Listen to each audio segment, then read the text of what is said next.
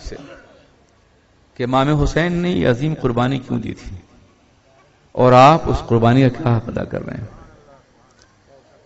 روایات کے مطابق یزید کے ہاتھ میں کیوں نہیں بیعت کی تھی؟ اس لیے کہ وہ شراب پیتا تھا نا، وہ ناچ و رنگ میں مصروف تھا، وہ حلت و حرمت کے ضابطوں کو تبدیل کرنا چاہتا تھا.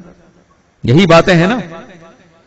تو اب اگر مسلمانوں میں کوئی شرابی ہے تو بتاؤ وہ حسینی ہے یا یزیدی ہے؟ کوئی بے نمازی ہے وہ حسینی ہے یا یزیدی ہے؟ کوئی ناچ اور رنگ کا دیکھنے والا ہے تو حسینی ہے یا یزیدی ہے؟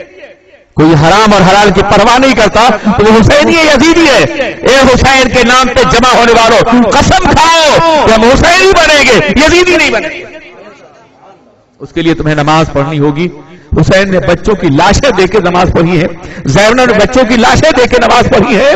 تمہیں نماز پڑھنی ہوگی، برائیوں سے بچنا ہوگا، حلال کا اہتمام کرنا ہوگا، حرام سے پرہیز کرنا ہوگا، ناچ رنگ اور دنیا کی تمام برائیوں سے پرہیز کرنا ہوگا، شراب اور ہر نشے سے اپنے دامن کو بچانا ہوگا. اگر تم ایسا کرو گے تمہیں حسین کی جنت ملے گی. السلام علیکم.